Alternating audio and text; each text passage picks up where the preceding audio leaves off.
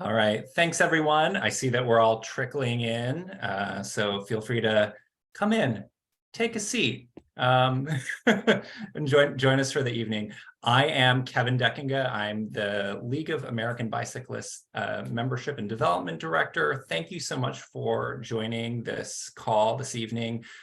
Tonight, I am joined by our Deputy Executive Director, Karen Whitaker. Can wave. Hi, Karen. And our Policy Director, Ken McLeod. Hey, Ken. And tonight we're talking about safer bicycling through stronger car safety standards. And this specifically revolves around our current advocacy initiatives with NHTSA, the National Highway Transportation Safety Administration.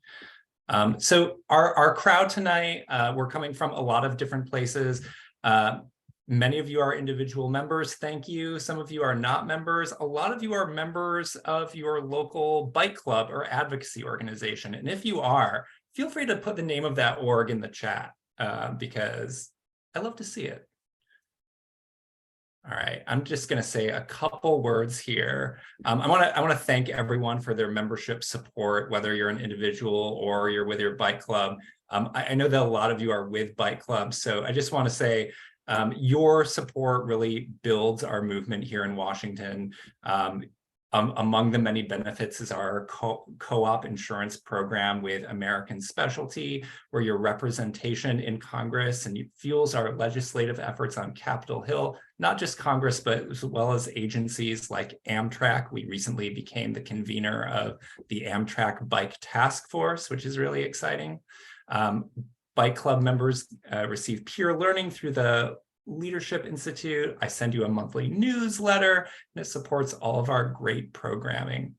If you're interested in any of that, or you're not sure what some of that is, my email's right here, kevin@bikeleague.org. I'm always happy to chat. And yeah, with that, I think that I am going to hand it over to Karen, right? Or Ken? No, Ken. Yeah. Oh, and as far as tonight goes, we're going to stay muted unless we call on you. If you have questions along the way, feel free to put them in the chat, and we'll address everything that we can towards the end. And we'll just run it that way. We're a small enough group that we should be able to have a healthy conversation. All right. So I'm going to stop my share, and then Ken should be able to share his. Hopefully you are seeing my title card right now. Okay. Got it. So as Kevin said, I'm Ken McLeod. I'm Policy Director for the League. And we're going to talk about how the National Highway Traffic Safety Administration is currently failing cyclists. For some background, the National Highway Traffic Safety Administration was created in 1970. We had this long rise in motor vehicle deaths as the car kind of became the predominant form of transportation in the United States. In 1965, there was the publication of Unsafe at Any Speed, which kind of galvanized society to regulate autos for safety. And then in 1970, the National Highway Traffic Safety Administration was created. 2 years after that, Congress authorized Nitza to do consumer testing to provide information to the American public about the safety of vehicles. And a lot of this presentation will cover that effort in recent years. So Nitza has been an agency that has struggled with leadership since 2017. It has only had an acting or a confirmed administrator for 2 months during that 6-year time frame. So without that political leadership, it is difficult for the agency to be effective, but it has been very active in a welcome way recently.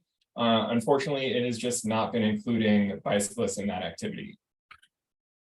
So a little bit more about Nitza. It is kind of 2 agencies in one. There is a side of the agency that focuses on the behaviors of people, and that is about 70% of its budget, and that is mostly through highway traffic safety grants that are administered through states. So if your state has a highway safety office, if your state does campaigns that involve things like yard signs that tell people to slow down, or to watch for people walking across the street, or to watch out for cyclists, or to give them room while they overtake them. That is very likely through those NHTSA grants. The other side of the agency is all about safer vehicles. And so this is a smaller percent of the agency's budget. And they work through a variety of standards, recall authority, and testing to make safer vehicles in the United States. And again, we are not really talking about an issue where the agency doesn't have money for testing or standards. This is a relatively small portion of the agency's budget, and the agency just got a 30% increase in its budget in the last congressional authorization. So it is more an issue of, does the agency want to do these things than a resource issue necessarily. So I'm gonna start by talking about the new car assessment program, which if you have bought a car, you might know it as the 5-star rating that appears on window stickers of cars. So this is not a regulatory program. This is something where the government does testing of vehicles and then publicizes the results in that 5-star rating. And it's been really effective over the years because the public wants that information about whether or not cars are safe. It's been really credited as a great program that is cost effective and uses market mechanisms to improve safety. Unfortunately, in recent years, I've seen it quoted that 90% of vehicles get a 4 or 5-star rating. There have been no new tests since 2011. So that information provided to the American public is becoming less useful and does less to distinguish between very safe vehicles and less safe vehicles. And the United States created the first new car assessment program in, I think it was 1979. And it's been widely copied by other countries. There are at least 8 global NCAPs at this point. So it's really been an effective model that has improved vehicle safety, and we just aren't doing enough of it in the United States right now. Here is one example that I pulled from a report about 40 years of the new car assessment program, and this compares what Europe does for new vehicle testing to what the United States does. You can see the last test that was introduced was in 2011 for adult occupant protection in the United States. And you can see there are many more tests in European NCAP, including tests for vulnerable road users that have been around for crashworthiness since 1997. And you can see a variety of driver assist technologies that are tested with things like cyclist automatic emergency braking, starting being tested in Europe in 2018 and still not proposed to be tested in the United States. So our work at the League has really tried to engage with the new car assessment program and the opportunities to comment and represent cyclists to our federal agency. So there was a proposal for an update in 2013, just 2 years after the last test that they adopted. Then one in 2015, which is where we really started engaging. It was a relatively small comment period, slightly over 300 people commented. We provided more than 60% of comments. In 2018, there was a public meeting. Again, we were the majority of comments. So the League and you, our members and supporters, made sure that Nitza was aware that we wanted to be included in these crash avoidance systems and their testing. And then, it's been great to see the interest in this grow. So in 2022, Nitza has been active. They made a proposal last year. They made a proposal this year in 2023. Last year, there were more than 14,000 comments. More than 2,000 were from the League and our supporters. So this issue really has grown in interest, and it's been great to have that happen. But we've been engaging with the agency for a long time, asking for cyclists to be included in vehicle safety. So our ask over that period of time since 2015 has consistently been that we want testing for bicyclists in crash avoidance technology, and we want a timeline for when bicyclists will be fully included in safety testing. And so far, we have not gotten a proposal for bicyclists to be included in automatic emergency braking testing, crashworthiness testing, or any other testing proposed by NHTSA. And it's interesting, Congress even required them to publish a notice about how they would provide consumers information about bicyclist safety technologies. And I think they would say they did that because they put out a notice last year, but they didn't propose a single test for bicyclist safety in that notice. And the only hint at when we might be included is 2025 or beyond. So that's not really a timeline that we are comfortable with relying upon. Just to talk about the opportunity to improve bicyclist safety here, automatic emergency braking is using sensors in the vehicle to detect when a crash may be imminent, and then automatically applying the brakes to avoid or mitigate that crash.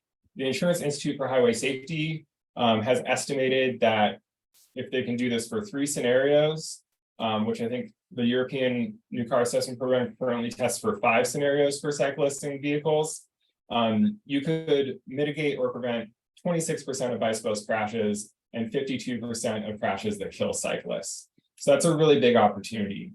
And they have data from systems that have been deployed in the United States that just currently aren't tested. So consumers don't know how well they work in the United States.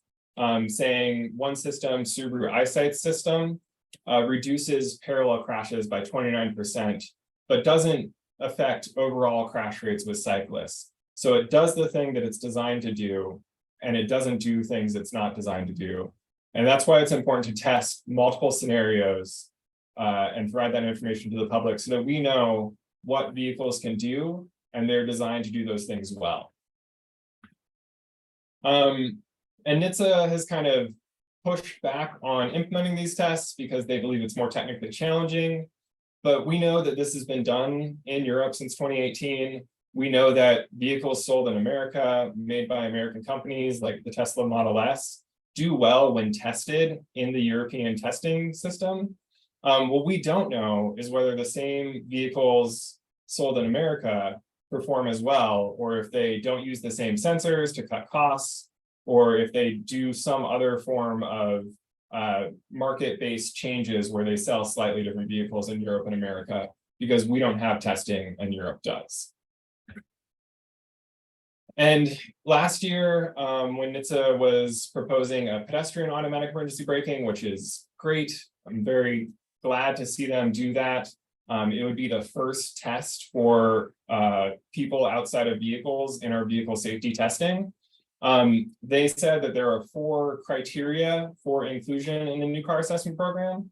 And we think we answered all those criteria. We think all of those criteria are fulfilled for Bicyclist AEB right now. So it is frustrating to not hear a timeline from them or to hear any engagement with why they don't believe these criteria are fulfilled at this time. And there are differences between bicyclists and pedestrian automatic emergency braking. There's a chance that all these opportunities to improve pedestrian automatic emergency braking give us some benefit as bicyclists, but there are differences. We behave differently, we go faster, we might be slightly smaller because we are kind of tucked in on our road bikes, and vehicle speeds are often higher. So in European testing, they test with higher vehicle speeds for cyclists than they do in some of the pedestrian scenarios.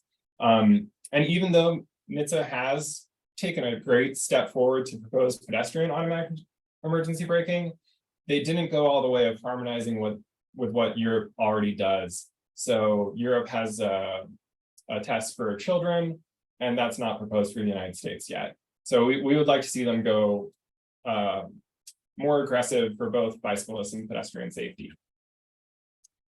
One of the things we noticed in last year's request for comments is that they asked everyone in the United States for comments on the time frame for adopting cyclists AEB, and automakers said that they were perfectly happy to have this test adopted. Some of them said in the midterm, some said now, some suggested that they do even more testing of cyclist safety, but none of them said that this wasn't possible or that it shouldn't be done. And many expressed concern at the rise in bicyclist fatalities and urged NHTSA to take action. So it's really frustrating to see the agency not respond and take action to improve bicyclist safety. And just to show that this is not a crazy thing to ask for, this is done or proposed in most global new car assessment programs. The protocols for doing this type of testing are available online for everyone to go look at. It's not asking them to do anything particularly difficult or new. We are just looking for vehicles in the United States to be tested for the same safety that vehicles outside the United States are tested. The other thing that NHTSA has very welcomely moved forward is pedestrian crashworthiness. So whether or not vehicles are more likely to injure or kill someone when a crash happens. Automatic emergency braking helps avoid a crash. Crashworthiness helps make that crash survivable. And this is something that's been tested in Europe since 1997. There's a global technical regulation adopted in 2005 by many countries that provides similar safety assurances. That was not adopted by the United States. And in 2023, the European New Car Assessment Program incorporated cyclist head injury testing into its crashworthiness testing. So NHTSA proposed this earlier this year. Hopefully many of you commented when we had a comment period for this, but NHTSA kind of said that they weren't ready to do this. The tests that existed were not widely accepted, and that they would essentially look at what Europe is doing and wait and see, which is what they've been doing for bicyclist automatic emergency braking since at least 2018. So it's frustrating to see testing happening and not to see our agency take leadership on this issue or an interest in taking leadership. And when we look at those criteria that I mentioned earlier, back in, I think 2013 is what they reference for the criteria. And back in 2013, what they said is that an objective test must be feasible. That's their criteria. It must be feasible to have an objective test. And then over the last decade, as they've implemented 0 new tests, they've gotten rid of that feasible part where they would push themselves to do it, to it has to exist. And now we're seeing them say that it must be a widely accepted objective test. They're really delaying and dragging their feet on this proven safety technology, which is very, very frustrating and failing cyclists. And I know many people are concerned about the increase in size of large trucks and SUVs. This pedestrian crashworthiness test that they proposed is potentially the closest thing we'll get to a federal agency addressing that increase in size of trucks and SUVs.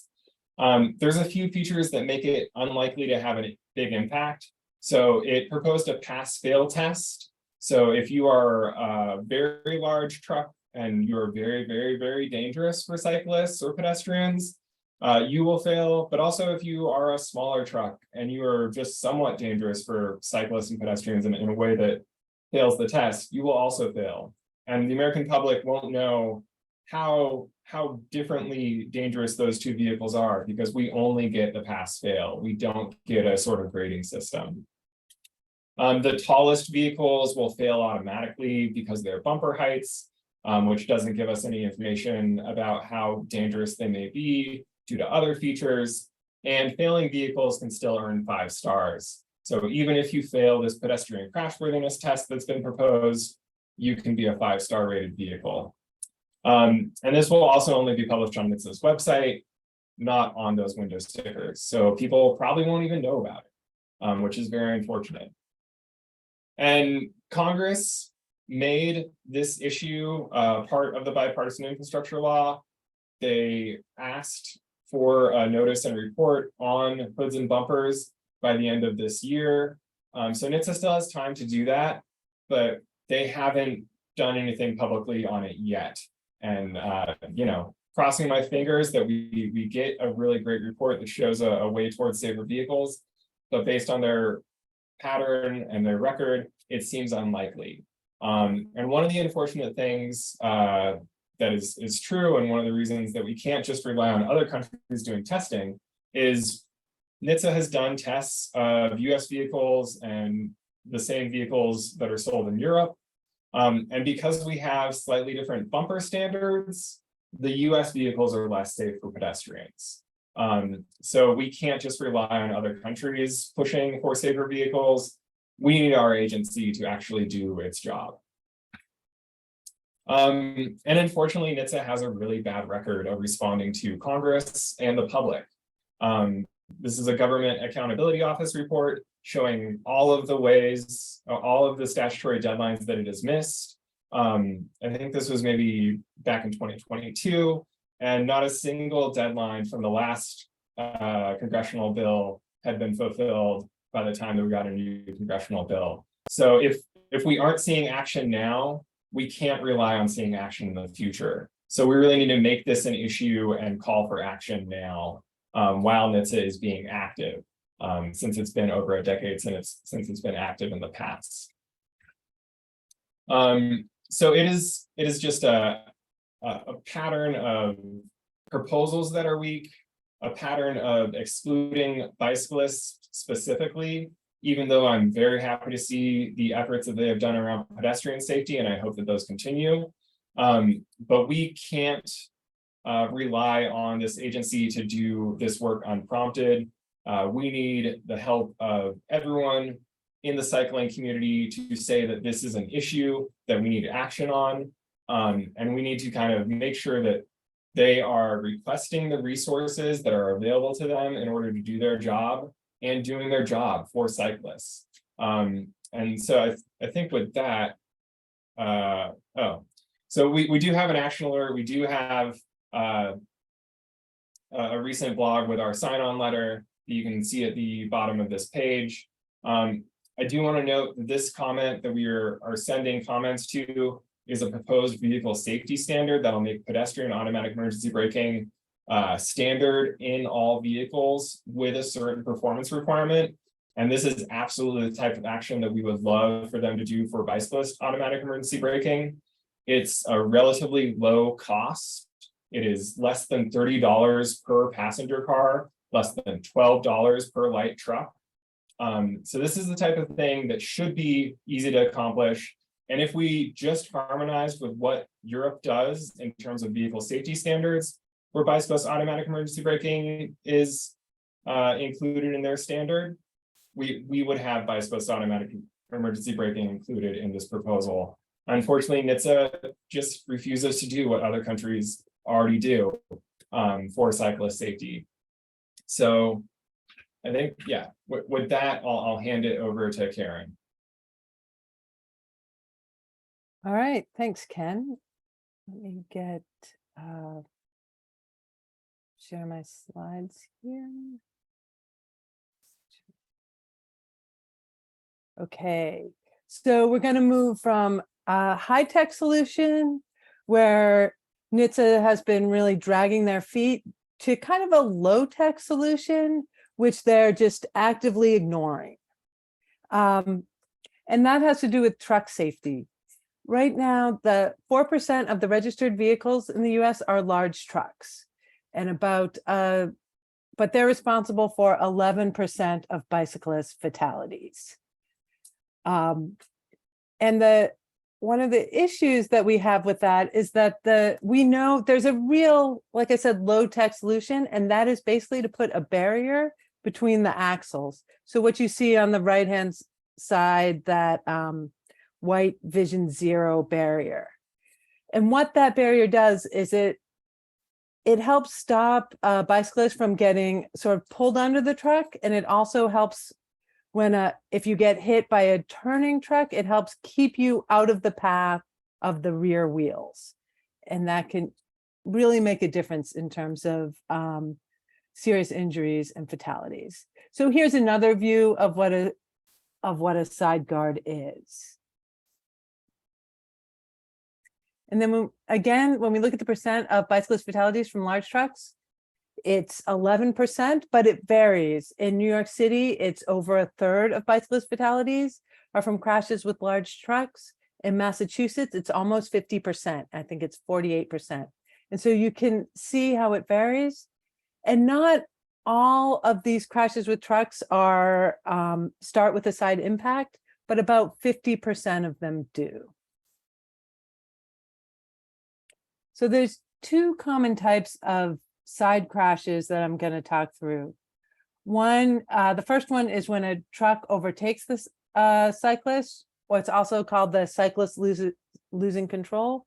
Because if you've ever had a truck come really close to you, you may have felt the wind come off the truck, and that can make you lose control, feel less stable. I'm going to show this in two ways. The first is this, just looking at a diagram. And I wanted to show the diagram because one of the things that we've seen is because buses and trucks are often, they have that flat front, you get a lot more wind or push coming out at you. And so this is true for box trucks, large trucks, buses, but even some of those larger pickup trucks that Ken was just talking about. So what you can see is as the truck comes past you, that wind is going to push you away from the truck. And that's where bicyclists start to feel unstable. As the truck comes closer to you, it's your natural instinct, right, to try to stabilize yourself and get yourself upright. But in the process of that, you're moving yourself towards that large vehicle.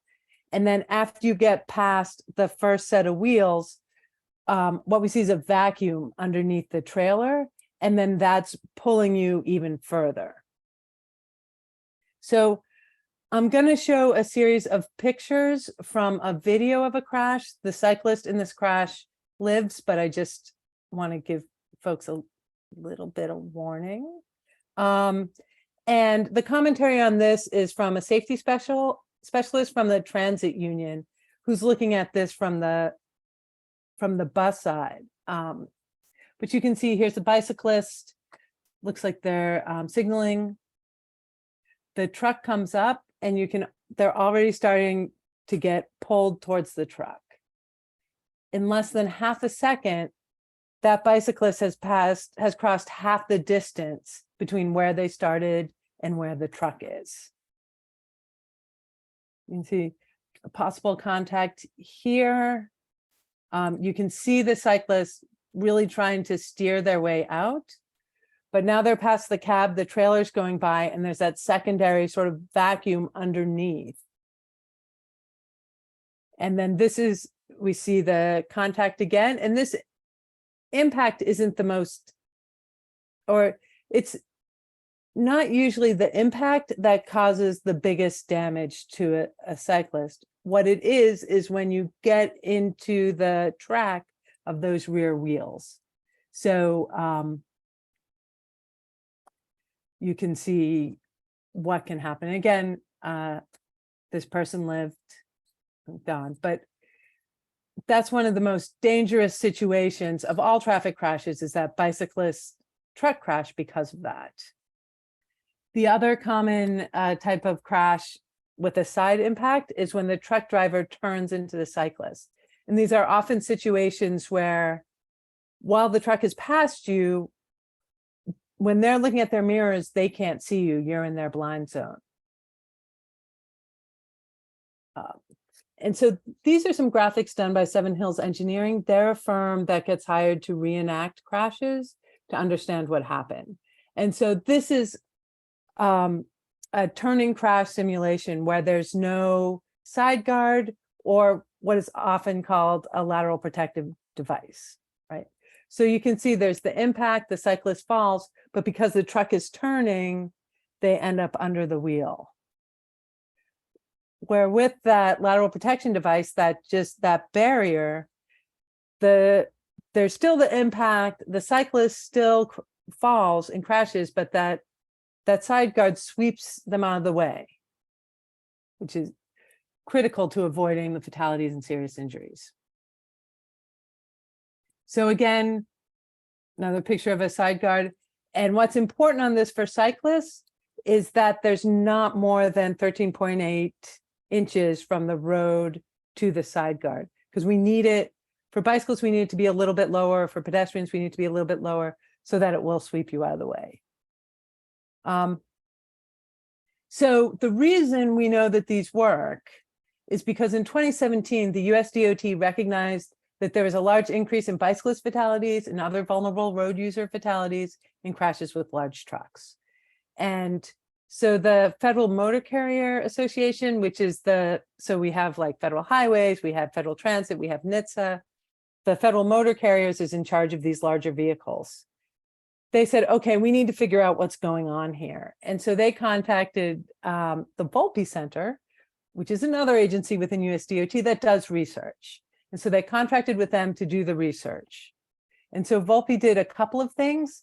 This is the equivalent of a crash test dummy test, but for a bicyclist versus a car, where again, it's pretty simple, right? The barrier stops you from getting in the path of the wheels. They also went and did a research review of both field tests in places like in London, where they started requiring some trucks to have side guards versus others. And what they found is that both out in the field and in the testing they were doing, that a side guard can reduce bicyclist fatalities by 55 to 75%, and it can reduce pedestrian fatalities by 20 to 27%.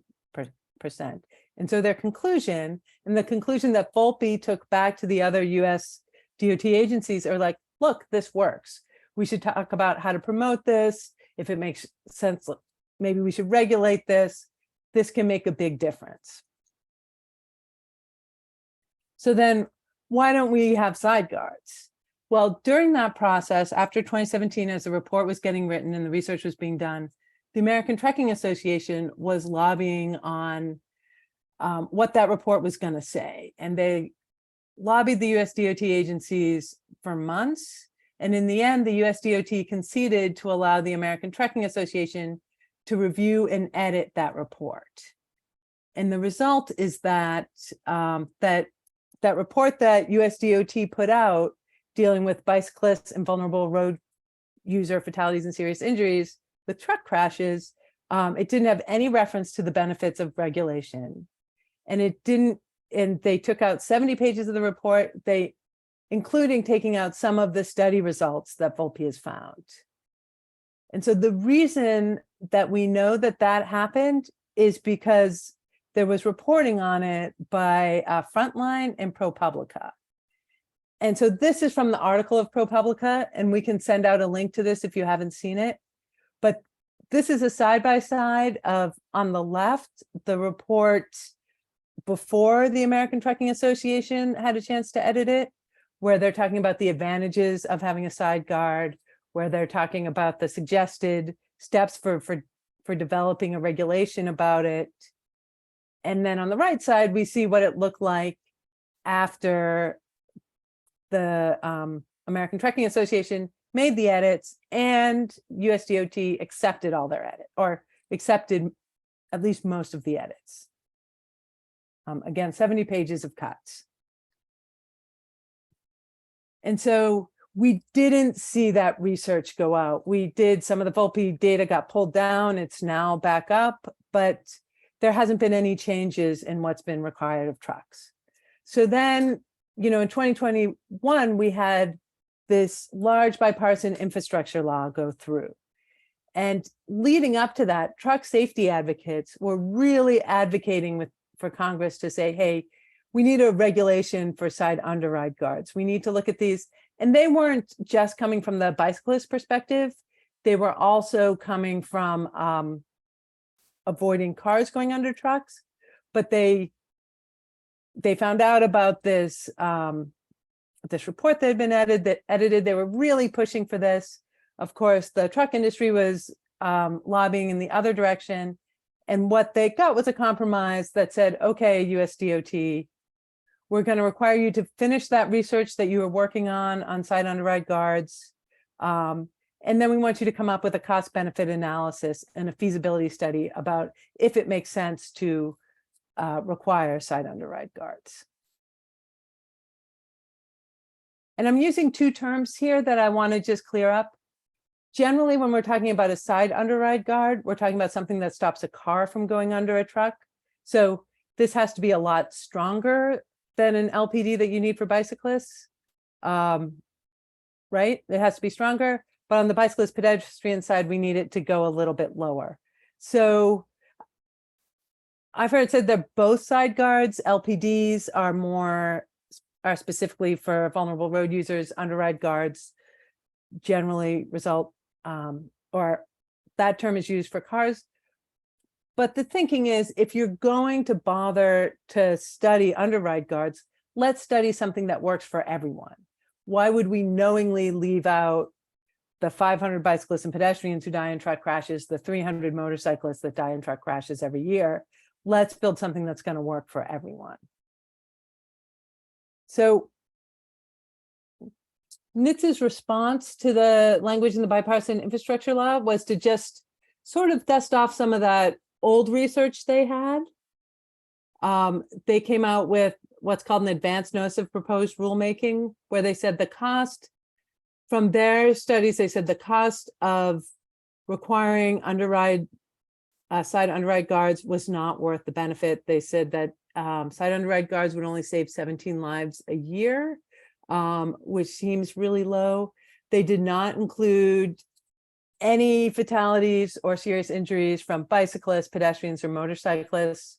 Remember, that's about 800 people that die a year, maybe roughly half are from underrides or side impacts. But they also didn't look at all the different types of car truck crashes. So they only really considered T-bone crashes. They didn't include like a crash that we see at the bottom of the screen here on the side. They didn't include if it was like a pileup of vehicles. There's a lot of things that they didn't include.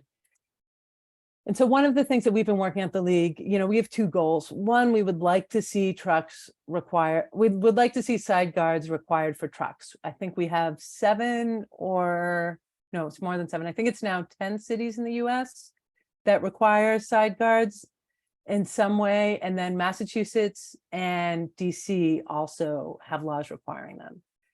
But the other thing, since we're here talking about Nitza, the other thing I want to stress is what we are asking for very specifically is that we create a precedent that when they're looking at these different car standards, that they're always considering bicyclist fatalities, pedestrian fatalities, and how we weigh into those cost benefit equations. So what can we do? Well, one, I just want to reiterate something that Ken said about like, now is the time. We can't be guaranteed that it's going to happen again or it's going to happen in the future. It took years. It was, Ken, I think, said that it's been since 2011 that we've seen a new regulation in the NCAP or a new test in the NCAP. But now we actually have a US DOT overall that has been really serious about national roadway safety strategies. We see it coming from Secretary Buttigieg. We see it within Federal Highway Administration. We see it within the Federal Transit Administration. NHTSA is just lagging behind. And because of the emphasis of this of the larger leadership, we really want to push this now. If we don't get it now, it's going to be so much harder moving through the future. We feel like it's an opportunity. The other reason we really need to change this pattern now is that new technologies are really coming up a lot, and we don't want to have to battle with NHTSA every single time there's a new technology. So, NHTSA's, we've got this rule for automatic emergency braking for cars. It's going to look at pedestrians. That's great. We didn't get bicyclists in that, but there's also automatic emergency braking for larger trucks that's coming out. That's not including pedestrians or bicyclists. We need to keep moving so that everything does. We look at blind spot detection. Think about how valuable that could be when the technology is strong enough. And we want to make sure that it's tested for bicyclists and pedestrians, because when car manufacturers know they're going to get tested, they're going to study to that test.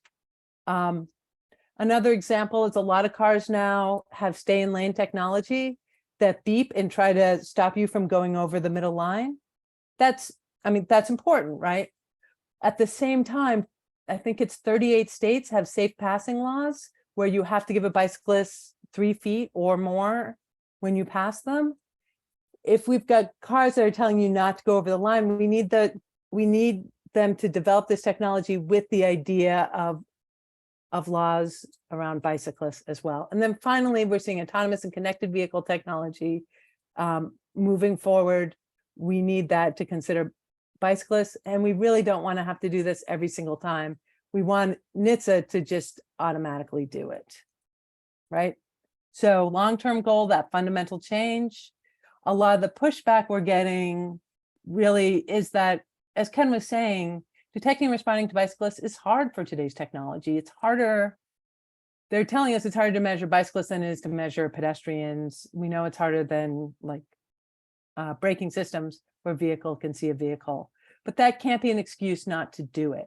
By including the automatic emergency braking in the NCAP, we're not, it's not a regulation. We're just putting the manufacturers on notice that we're testing for this. We want you to invest in this. We want you to study to that test. With the truck underride guards, I like pairing these two because you've got that high tech with the low tech. And we just want to say like, hey, we are part of this equation. You need to stop leaving us out of it. So what we're doing at the League of American Bicyclists is we're becoming a bigger voice in that conversation. As Ken said, we've been working on this for about a decade, but it's becoming a bigger piece of our work now, especially, and we're really trying to be visible to NHTSA. When you do those action alerts, it really makes a difference. One case in point, we had that action alert out on side underride guards and asking people to tell NHTSA to please include vulnerable road users. That actually spawned the American Trucking Association to reach out to me, where their engineer said, oh, I'd never thought about bicycle truck crashes. We've always been thinking about car truck crashes. So, that's an important step forward.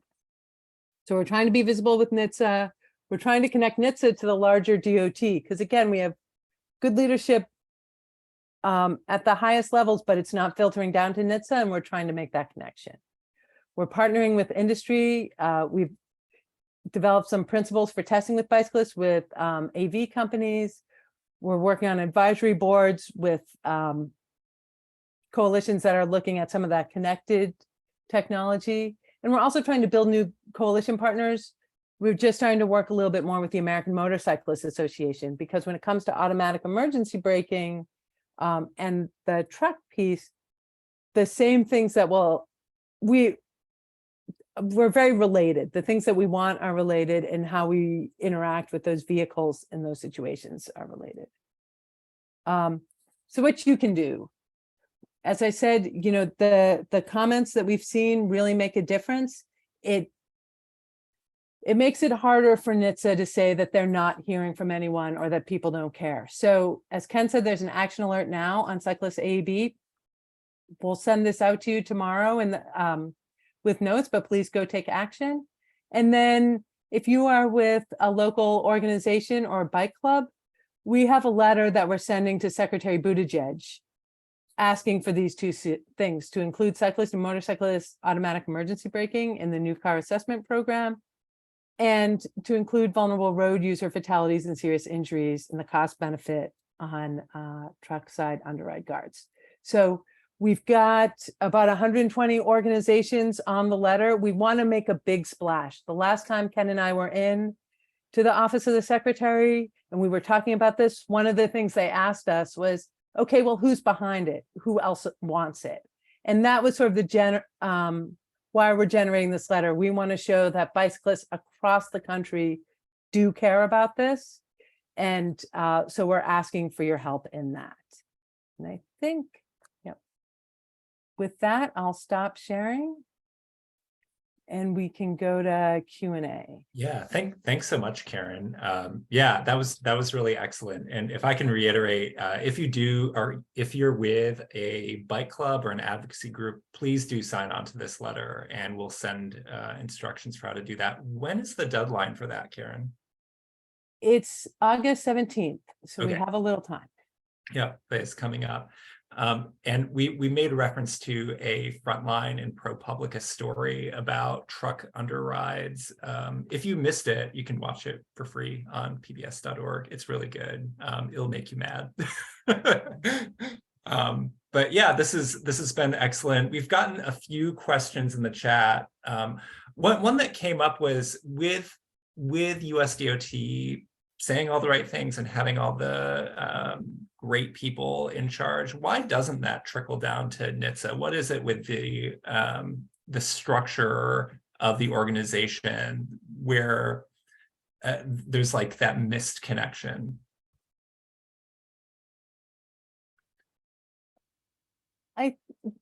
Well, what I would say with NHTSA is when it first came in, it was really revolutionary.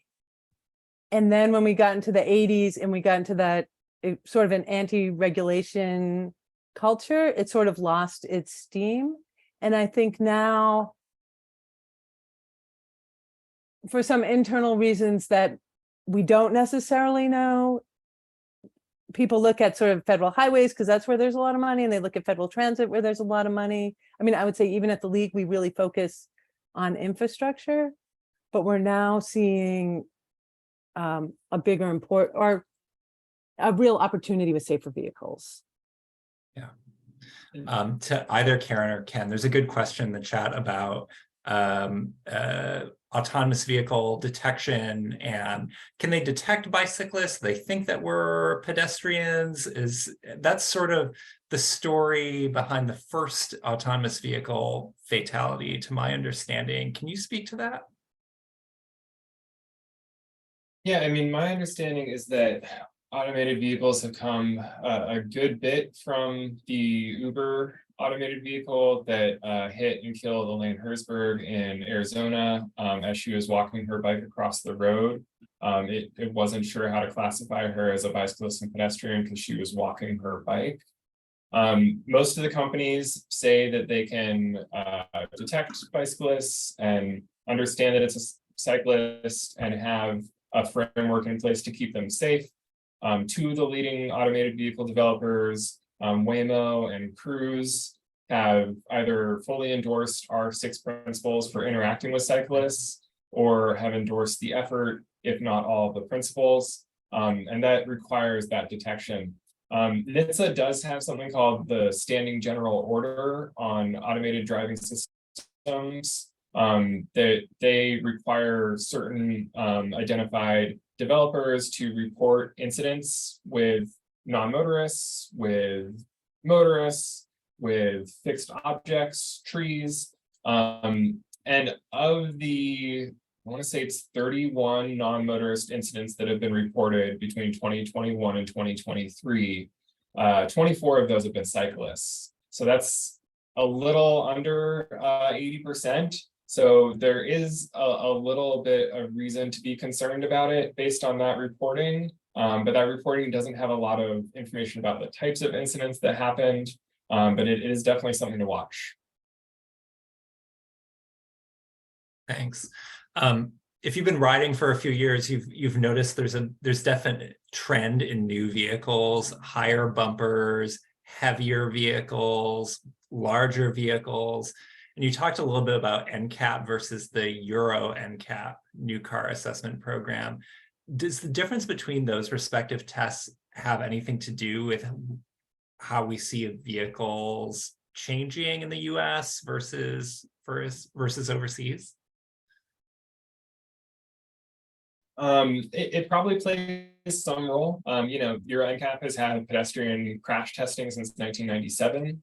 So there's been that incentive to design your vehicle in a way that's safer for a person outside of the vehicle for more than 2 decades, more than a quarter of a century. And we haven't had that in the United States. There are also other regulatory issues. A lot of people will point to things like the chicken tax from like the 1960s that encouraged the production of domestic trucks and discouraged the importation of foreign trucks, or things like our fuel economy standards that are based on the footprint of vehicles. So larger vehicles have lower fuel economy standards, and that people claim has played a role in automakers pursuing larger vehicles that are subject to lower fuel economy standards. Thank you. Let's see here. Any other questions for Karen and for Ken? This has been a really interesting look behind the curtain about what the league advocacy and policy staff do. There's often we're lost in the acronyms and all the things going on. So this has been really great to peel back the curtain. Yeah. And one thing I just want to add is that, I talked negatively about the trucking association and this need for regulation, but we are, as Ken mentioned, we are seeing some innovation in the private sector. We had a speaker from Anheuser-Busch at the summit who said that they are requiring side guards on their trucks, but they're also looking towards something called direct vision, which is trying to get rid of those blind spots for people driving trucks. So we work with some of those groups as well to try to promote some of that innovation at that level.